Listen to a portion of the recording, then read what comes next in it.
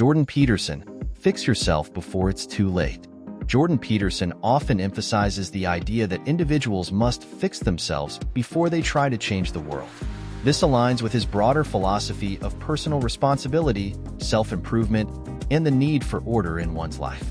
His famous rule, set your house in perfect order before you criticize the world, from 12 rules for life, underscores this point. What does fix yourself mean?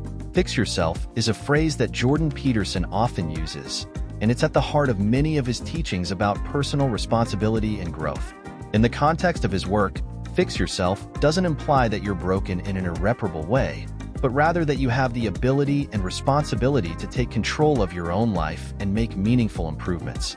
It's about becoming the person you want to be, taking accountability for your actions, and addressing areas of weakness or dysfunction in your life. Taking responsibility is a central theme in Jordan Peterson's philosophy.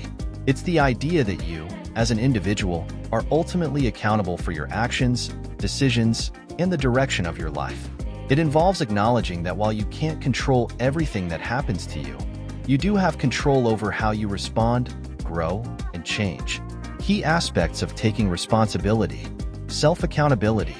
This means acknowledging when you've made mistakes or taken the wrong path, and taking the necessary steps to correct it. It's about being honest with yourself about your flaws and weaknesses and actively working to improve them. Facing consequences. Whether the consequences are positive or negative, taking responsibility means accepting them. Peterson often talks about how avoiding responsibility can lead to feelings of helplessness and resentment, as well as the perpetuation of chaos in your life. Purpose and meaning. Responsibility gives your life direction. When you take responsibility for something, whether it's a personal goal, a relationship, or a broader cause, you find meaning in the process. Peterson often contrasts those who live aimlessly or avoid responsibility with those who embrace challenges and grow from them. Self-improvement. Responsibility isn't just about facing problems. It's also about actively making the changes that are needed to become a better person. It involves being disciplined, setting goals, and maintaining a steady focus on personal development. Building integrity. Taking responsibility strengthens your integrity. You can look yourself in the mirror without shame, because you know you've done your best to live authentically and make the right choices, even when it's difficult. Why is this so important? According to Peterson, the refusal to take responsibility is a major cause of suffering. It often leads to blame, victimhood, and powerlessness. By taking responsibility, you take back control of your life, which is the first step toward truly transforming yourself and, by extension, improving your circumstances. Establishing order is another foundational idea in Jordan Peterson's philosophy. Peterson argues that creating order in your life isn't just about tidiness or structure for its own sake, but about providing a framework within which you can thrive. Order, for him, is key to navigating the chaos of existence and finding meaning and purpose. Why order matters. Stability in a chaotic world. Life is inherently chaotic, unpredictable, and full of suffering. Establishing order in your personal life gives you a stable base from which you can handle that chaos. It helps you stay grounded and focused, even when external events are outside your control. Freedom within structure. It might seem like creating order would limit your freedom, but Peterson often points out that true freedom comes within the structure. For example, a child learns discipline and self-control through routine, which eventually allows them to explore the world with confidence.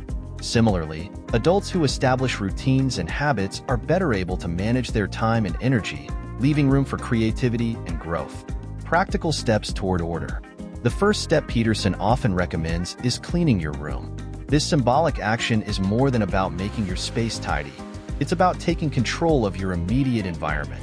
If you can make your personal space orderly, it creates a ripple effect that can inspire order in other areas of your life. Other examples of establishing order could include setting clear goals. Knowing what you're working toward gives you direction. Creating routines. Morning and evening rituals set a foundation for a productive day. Managing your time. Time management strategies help you prioritize important tasks. Confronting chaos in relationships. Establishing boundaries and maintaining open communication. Psychological order. Beyond physical spaces and routines, establishing psychological order is about organizing your thoughts, emotions, and behaviors. Peterson encourages individuals to confront their fears, clean up their emotional baggage, and identify their values. This internal order creates mental clarity, helping you deal with the emotional and psychological chaos that life often brings. Aligning with meaning. When you establish order, you're not simply creating structure for its own sake. You're aligning yourself with a meaningful purpose. Peterson believes that meaning is found in the struggle to put things in order and to improve both yourself and the world around you. This pursuit brings a sense of fulfillment and combats feelings of emptiness. Practical impact. By establishing order, you're actively choosing to create a life that's more manageable, productive, and aligned with your deeper values. When everything feels chaotic, knowing you have a few things in your life that are under control can be incredibly empowering. What aspects of your life do you feel need more order? Or where have you experienced the positive effects of bringing structure to your routine? Developing discipline is another key principle in Jordan Peterson's approach to personal growth. Discipline, for Peterson, is not about rigid control or suppressing desires, but about cultivating the ability to consistently choose actions that align with your values, long-term goals, and the kind of person you want to become. It's the ability to make decisions based on what's best for you, even when it's difficult or inconvenient. Why discipline is crucial. Consistency in action. Discipline is about showing up, day after day, even when motivation is low. It's easy to act when you're inspired or excited, but true discipline allows you to keep moving forward, even during the tough times. This consistency leads to progress and growth, and eventually, results. Delaying gratification. One of the core components of discipline is learning how to delay immediate pleasures for long-term rewards.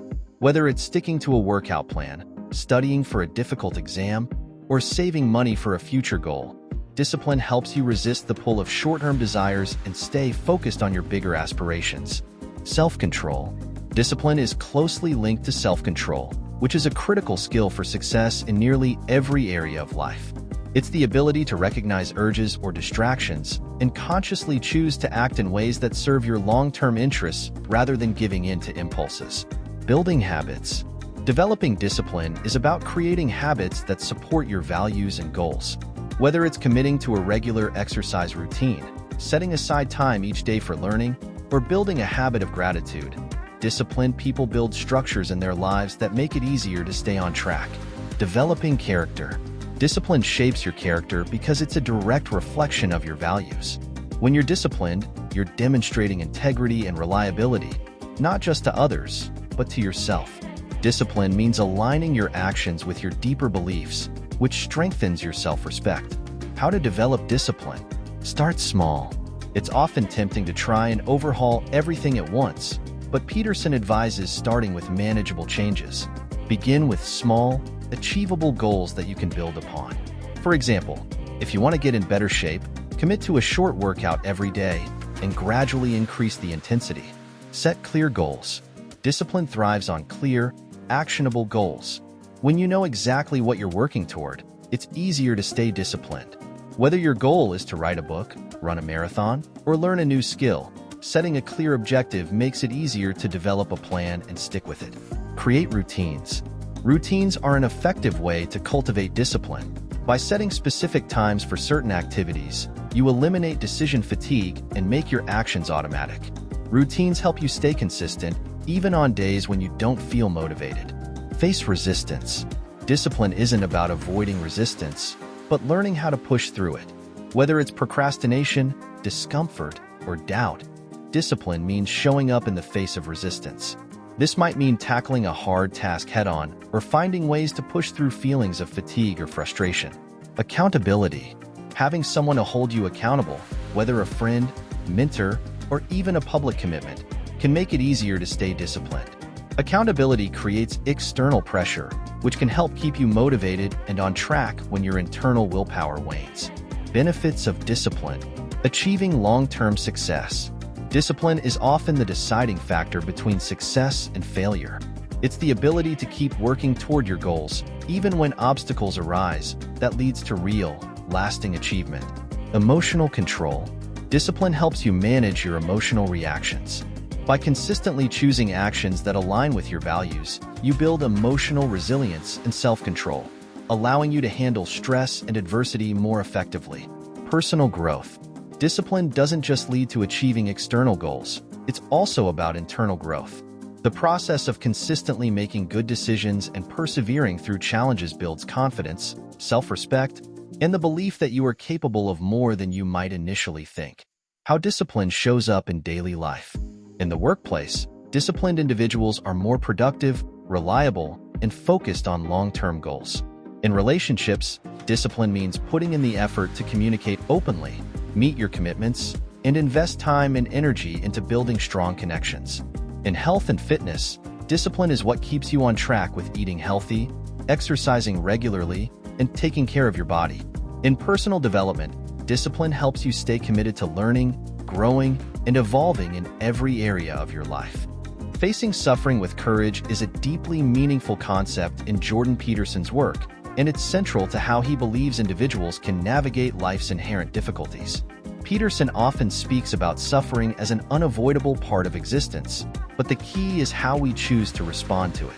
Instead of avoiding or denying suffering, he argues that we must confront it directly and find meaning in the struggle.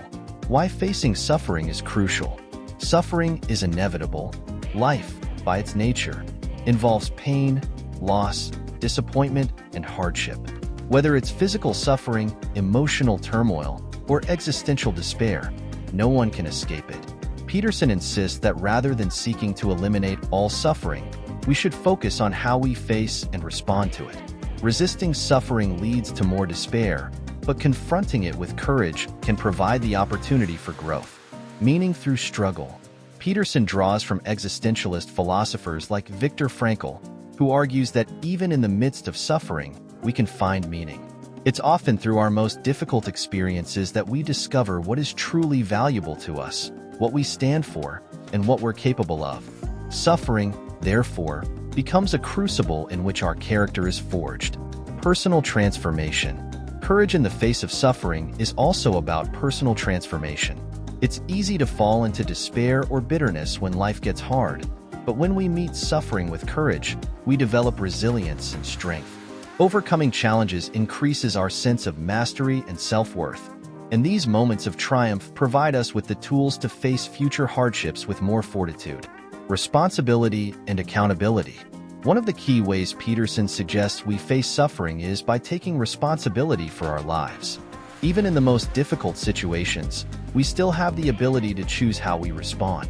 This doesn't mean blaming yourself for every hardship, but it means taking ownership of your actions, thoughts, and decisions in the face of suffering. By choosing to act responsibly, we maintain a sense of control and agency. Courage is not the absence of fear. Courage isn't about not feeling afraid or avoiding difficult emotions. It's about moving forward despite them. Peterson often emphasizes that fear and anxiety are natural responses to suffering, but courage is the decision to act and persist in spite of those feelings. Courage comes from knowing that even though suffering is inevitable, it's not something that defines you. It's something you can overcome. How to face suffering with courage. Acknowledge the reality of suffering. The first step is to accept that suffering is part of life. Denying or avoiding suffering only leads to more pain. By acknowledging that hardship is inevitable, we can begin to prepare ourselves mentally and emotionally for how to handle it when it arises. Take meaningful action. Courage doesn't mean passivity. It involves actively engaging with life and taking steps to address the suffering you face, whether it's personal, relational, or societal. This can be as simple as taking responsibility for your mental health, reaching out for help, or confronting an issue head-on rather than letting it fester. Embrace the struggle.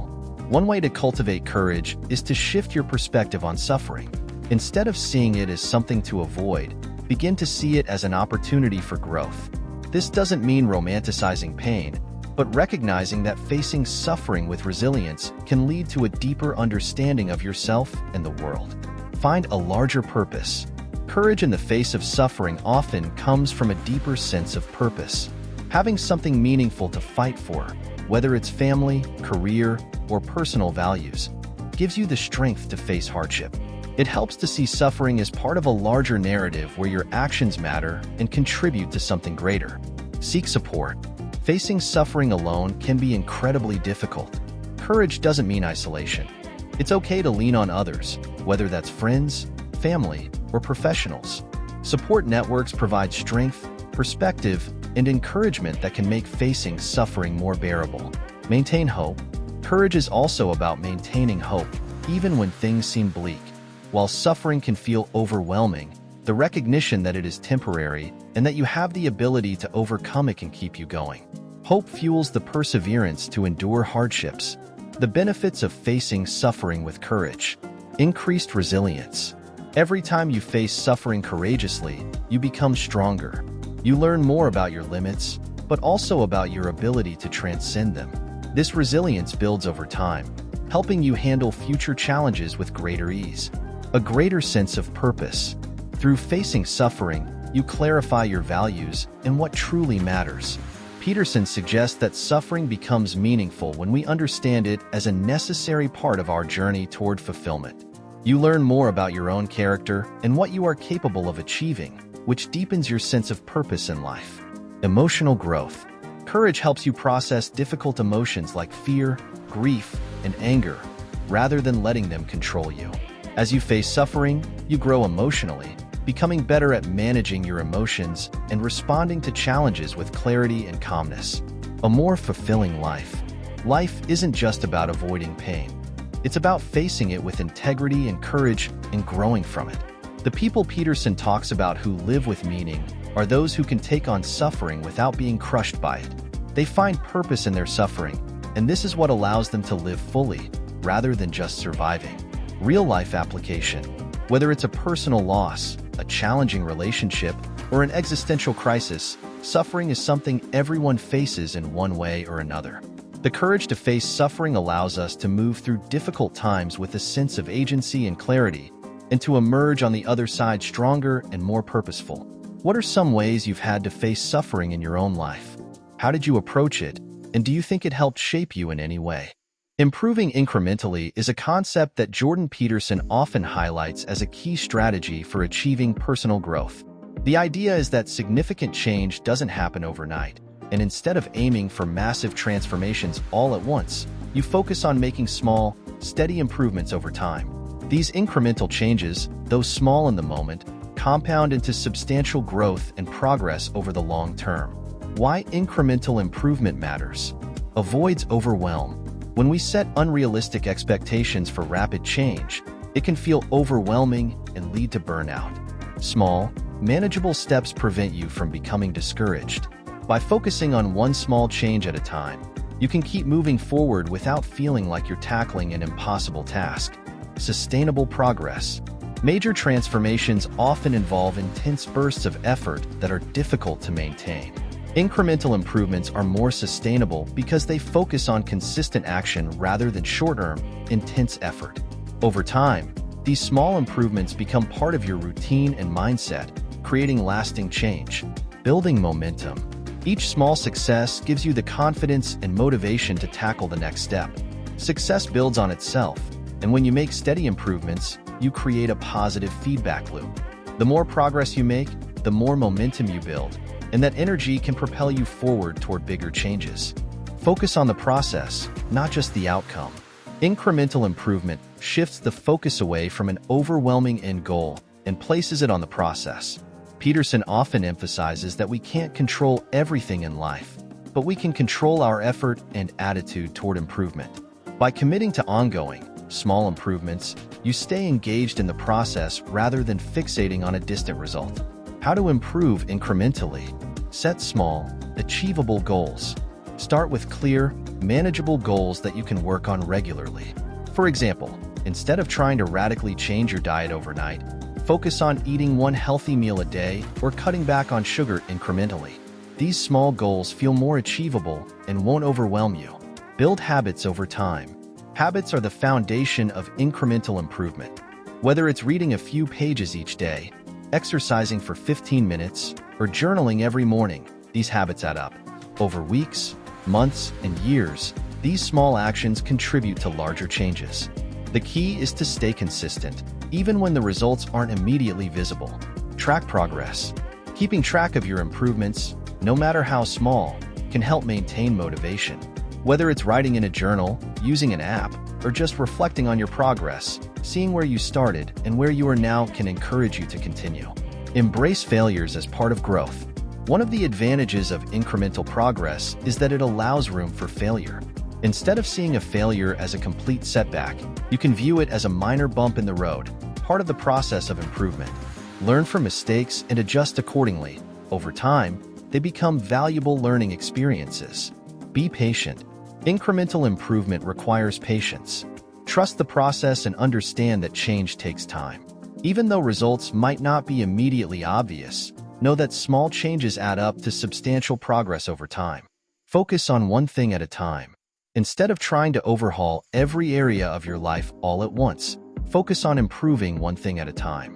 Whether it's your physical health, mental well-being, or a skill you want to develop, dedicating yourself to one area allows you to make meaningful progress without spreading yourself too thin. Benefits of incremental improvement. Long-term change. By focusing on small, steady improvements, you set yourself up for lasting change. Instead of relying on bursts of willpower or drastic overhauls that can't be sustained, incremental improvement ensures that your growth is gradual but steady, creating a strong foundation for long-term success.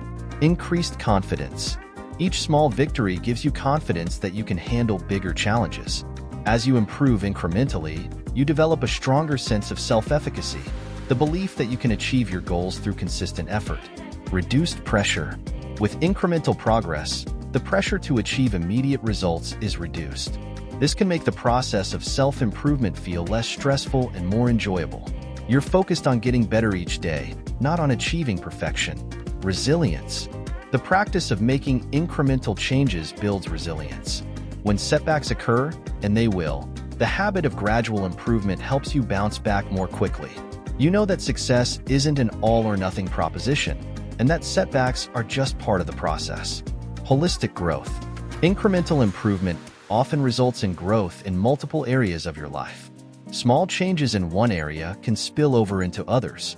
For example, developing the discipline to exercise regularly might inspire you to eat healthier or become more focused at work. Real-life applications. Health and fitness. Rather than trying to lose a large amount of weight quickly, focus on making small, sustainable changes to your diet and exercise routine. This might mean cutting out one unhealthy food item per week or adding 10 minutes of exercise to your day. Over time, this leads to more lasting results than attempting a drastic, unsustainable change. Learning a new skill. If you want to learn a language or an instrument, commit to practicing for a few minutes each day. Incremental learning, even if it's just 15 to 20 minutes a day, will help you progress steadily and prevent you from feeling overwhelmed. Building financial stability. Small steps, such as saving a fixed amount each month or reducing unnecessary spending, will add up over time. While you may not see immediate wealth, these consistent habits will put you on track for long-term financial health. Personal relationships. If you want to improve your relationships, small, consistent actions like being more present, communicating more effectively, or showing appreciation regularly can have a significant impact over time. These small gestures create a stronger, more supportive relationship. Why incremental improvement works. Incremental progress works because it's grounded in the reality of human behavior. Major life changes don't happen in a vacuum. They occur when people consistently make better decisions, step by step. Over time, this approach fosters growth and resilience, and success doesn't feel like an unreachable goal. It feels like a natural byproduct of steady effort. Have you found that focusing on small, incremental changes has been helpful for you in any area of your life? Or are there areas where you'd like to implement this approach more? The phrase "before it's too late" carries a sense of urgency and a reminder that life is finite. In Jordan Peterson's framework, this urgency is an important motivator for taking responsibility, making changes, and striving for improvement. Before it's too late can refer to a variety of things such as 1. The passage of time. Time is one of the most precious and limited resources we have. Peterson often speaks about how, as we grow older, we realize that our time is finite and that it's easy to squander it. Before It's Too Late serves as a reminder that if you don't take action to improve your life now, there will come a time when you regret missed opportunities. This is not meant to invoke fear, but to encourage you to act with intention and purpose, knowing that time waits for no one. 2. Facing regret. One of the key underlying fears Peterson addresses is the idea of waking up one day with deep regret for not having taken the actions that would have led to personal growth, better relationships, or fulfillment.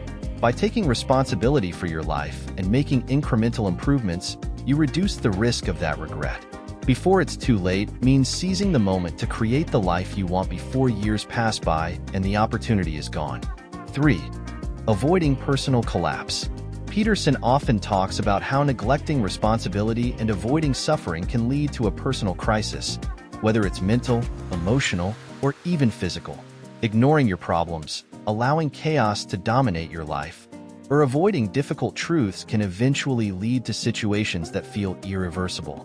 The idea of before it's too late pushes people to act while they still have the ability to make a difference in their lives before things spiral further. 4. The risk of stagnation. There's also a danger in stagnation. The longer you avoid confronting the difficult parts of your life, the more they can take root. Peterson emphasizes that personal growth doesn't just happen passively. It requires effort, discipline, and a willingness to face challenges.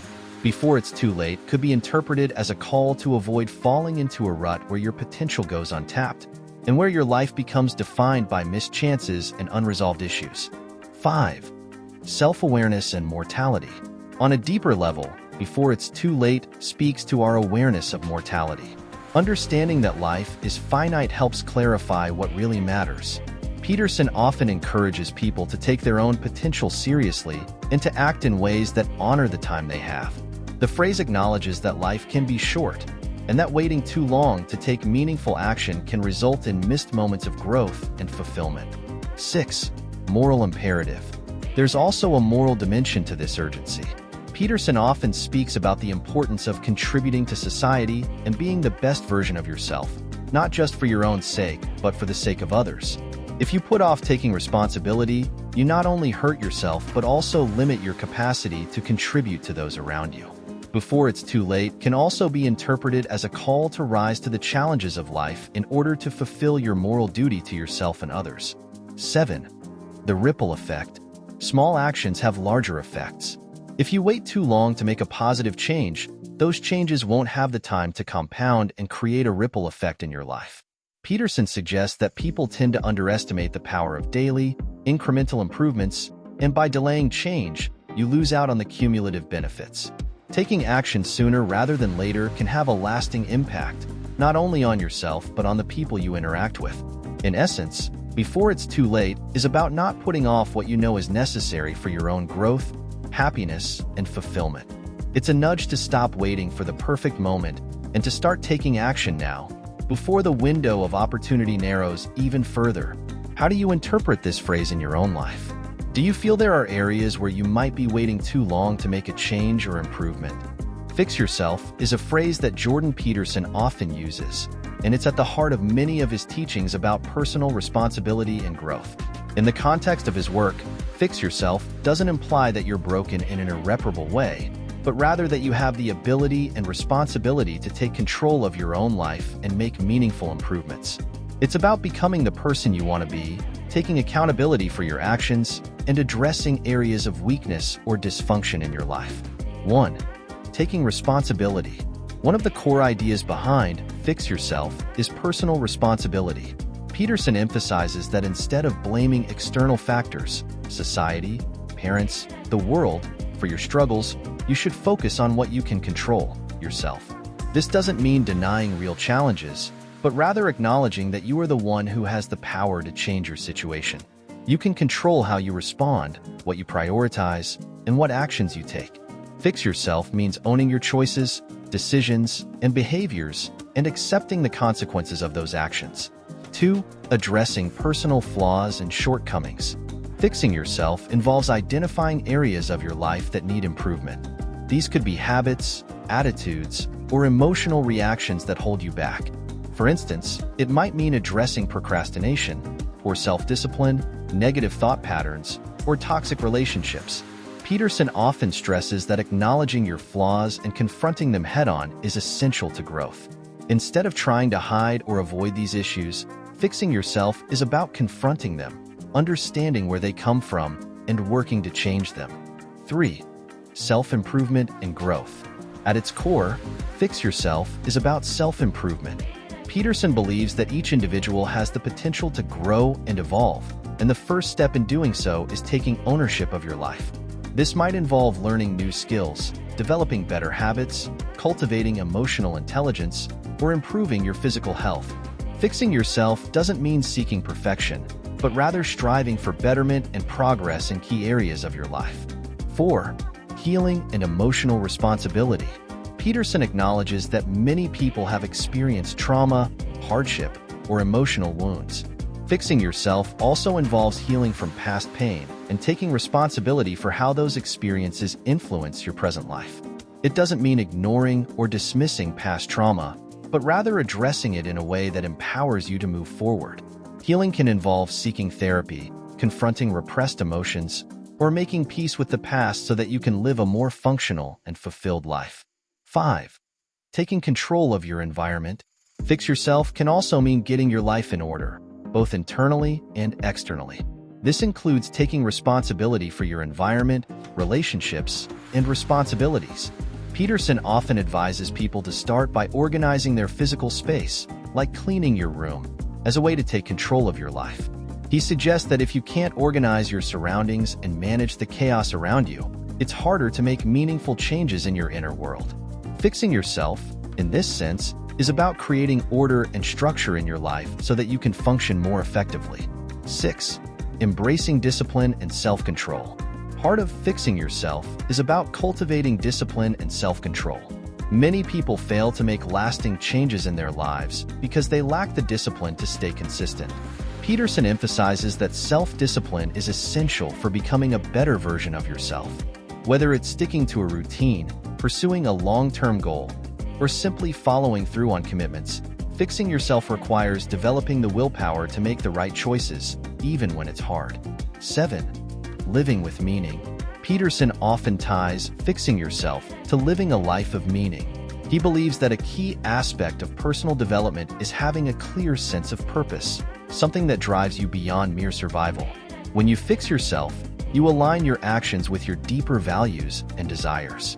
Instead of living a life of aimlessness or reacting to external pressures, fixing yourself is about creating a meaningful existence where you are actively working towards something that matters to you.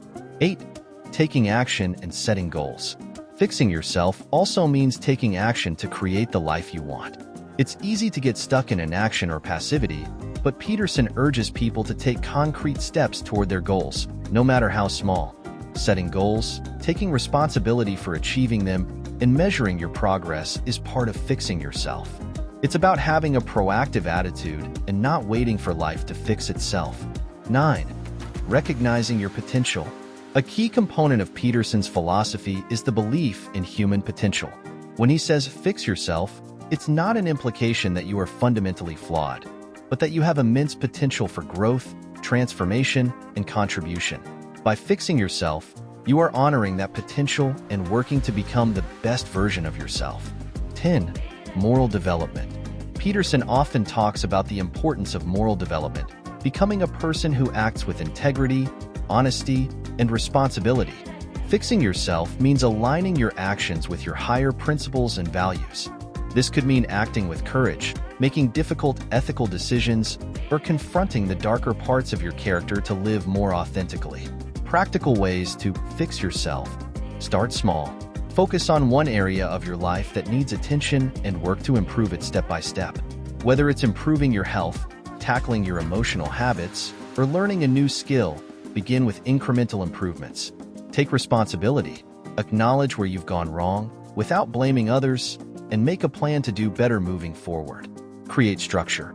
Organize your environment, your schedule, and your priorities to create clarity and purpose in your life.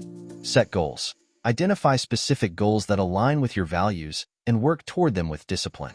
Seek help. If necessary, seek therapy, counseling, or mentorship to guide you through personal growth. Reflect. Regularly check in with yourself to assess your progress and make adjustments. Why it's important.